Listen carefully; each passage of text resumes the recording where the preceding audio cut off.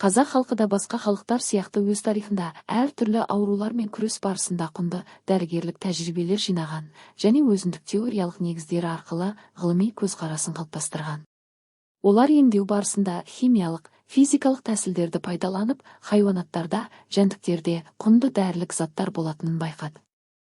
Әр түрлі шөп дәрілерін жинау, өңдеу, кептіру, жасау әдістерін игерді. Сондай-ақ емдеуде ішкізу, жағу, ұстау, бұлау, уқалау, үзу, шету, қан алу, оташылық сияқты емдеу әдіс амалдар мен түрлерін қолданған. Қазақ емшілігінде үнемі пайдаланылатын бұлау мен емдеудің түрлерінен құмырсқа илеу бұлауы, уқорғасын бұлауы, тас бұлауы, жер бұлауы, түйе құмалақ бұлауы, қой жын бұлауы, көті сынап бұлау сынды бұлау түрлері.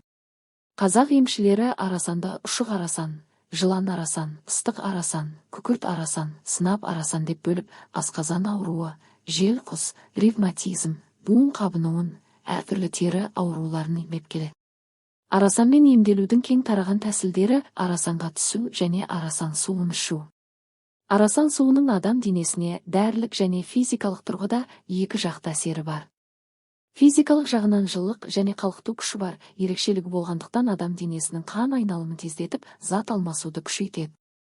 Терінің физикалық рөлін арттырады, адамның сезу, нерв жүйелерін тыныштандырып, ауруды басады. Бұлшық етті жұмсартып, шаршауды азайтады. Әрі денені жылытып, рахаттандырады. Дәрілік рөлі жағынан қарастырсақ, арасанның әр түрлі химиялық құрамының ерекшелігіне қарай жай арасан, күкіртті арасан, сілтілі арасан, көмір қышқылды арасан, тұз арасан және радиоактивтенген арасан деп бірнеше түрге бөлінеді. Іс жүзіндегі тәжірибе бойынша арасан құрамындағы химиялық заттар бір жақтан теріге әсер етсе, енді бір жақтан ион күйінде тері арқылы денеге сіңіп, адамның ішкі құрылысына тікелей ықпал етеді. Күкіртті арасан қышыма ауруына шипа болумен бірге, паразит құрт ауруы мен әр түрлі тері ауруының алдын алады.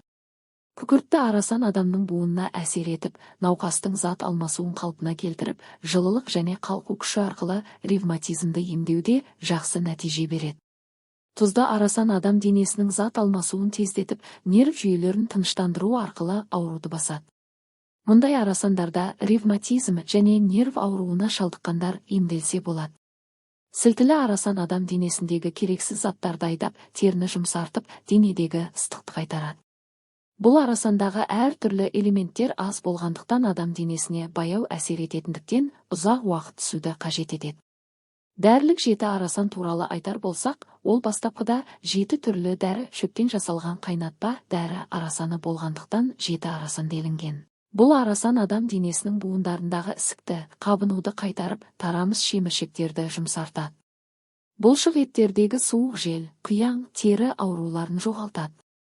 Сондықтан мұндай арасандарға нерв әлсіздігі, алғашқы сатыдағы қан қысымы ауруы, ревматизм науқасына шалдыққандар түссе, нәтиже береді. Бұл арасан науқас адамдар үшін ғана жақсы емделу тәсілі болумен қатар, сау адамдар үшін де аурудың алдын алуға және дене шынықтыруға пайдалы.